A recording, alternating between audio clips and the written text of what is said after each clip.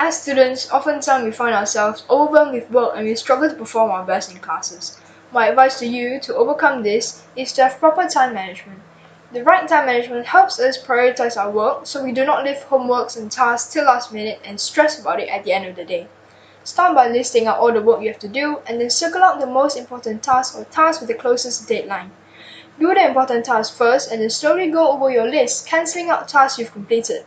That way, you can keep track of yourself and be productive throughout the day. However, do remember to take breaks in between work so you do not overwork yourself. If you haven't already, do make sure to check out a video on time management from our channel. The link to the video is in the description. As students, we tend to procrastinate on things such as doing homework, project, or studying for an exam. We should make a list of what needs to be completed to prioritize our work. You can also reward yourself after completing a task such as watching your favorite show after finishing an assignment. Setting goals also help with procrastination. It's as simple as telling yourself to study a certain chapter at a certain time. This makes your goals seem more genuine. Multitasking can have a number of negative effects on learning. Since students aren't giving their full attention to their schoolwork, they aren't as effective at absorbing the information they're studying. And without a solid comprehension of what students are learning, grades can start to slip up to half a letter grade. Longer and more frequent distraction from multitasking can cause school performance to drop even more. Multitasking also leads to a lot of disadvantages such as excessive stress, burnout. Multitasking may also lead to a lot of mental health issues. Most people have heard the sayings, you learn from your mistake, adversity is the school of wisdom, or are admonished to fail forward. It is a general consensus that making mistakes is the important part of learning process. This is because instead of giving up in frustration, after making a mistake, we work constructively to understand the mistake and find the strategy to solve the problem. Stays with us better than just memorize the solution. We should not just correct a mistake, but make sure that we recognize, understand, and identify the kinds of mistakes that can occur, including the reason for the mistake. Only in this way, students can arrive at a deeper understanding and get the correct solution method for the mistake. Stress is a fact of life, but it should never become a way of life. This means that it's normal to feel stressed and tired once in a while, but if you are stressed and tired almost every day, then you are more likely to make a bad decision. You can't avoid all the negative emotions, but you can manage them. For example, talk to someone. You can share your emotions with your family, friends, teachers, counselors, parents, or even a doctor. Sleep is important because it enables the body to repair and be fit and ready for another day. Getting poor rest may help prevent excess weight gain, heart disease, and increased illness duration. Thank you. We as a student need to start saving money for our future instead of spending our parents' money. Money is a very important thing in our everyday life, and we have to work hard to earn that money. So we cannot simply spend our money on unnecessary stuff and spend it on useful stuff that brings benefit to our future instead.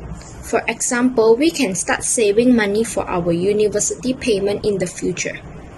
That's all. Thank you. We need to be polite to everyone in the school. For example, greet teacher when we see them at the corridor. You may say good morning or hi to teachers. Besides that, you may also need to say please when you want someone to help you and thank you when someone has already helped you. Lastly, you also need to learn to listen attentively. Pay attention when someone's speaking and do not interrupt them. You may say your opinion after they have finished. My advice is to be a good person. To start off, you should greet anyone you meet, whether you nod or smile to strangers passing by or say good morning to anyone. Make an effort to acknowledge those around you when you see them. In doing so, you notice you might find yourself feeling more present and connected to those around you, even you don't have a close relationship with them. Next, try to practice a random act of kindness. Being kind to others can help give you a sense of purpose and make you feel less isolated. Try doing something nice for someone at random times. For example, pay a compliment to a stranger or do donations for those who need. Being a good person starts with treating yourself with the same loving kindness as you do to others. There are many ways to become a good person, and those I mentioned are just a few. Daily planner. Allot enough time to plan your days, as this is essential for effective time management. Give yourself enough time to process new information and plan how you can use that information. This will help you avoid having to do things over and over again. We should all have hobbies so that we wouldn't be playing on our mobile devices all the time, such as physical activities like sports and dancing, or maybe reading a book. The benefit of this is so that we will get exercise, and also our brains will be working at when we read books, like understanding plots and imagining scenes. Student, you should make good friends, not more friends. Having a social network at school is always important, but trying to develop and grow those relationships with people you think is good for you is better. Try and surround yourself with great people who genuinely care for you. Treat everyone with respect and equality. We should treat everyone with respect and equality, no matter how smart they are, no matter how rich or poor they are, because we are all the same. If we do not treat the equality or respect, we might hurt their feelings and they will feel low about themselves. Today, I will be talking about the advantages of doing our homework. First of all, it will help us students to learn new things which will help us in our examinations.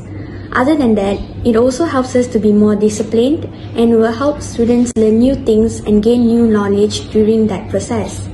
For example, if we complete all our homework, we will be looked up to by other students and even teachers.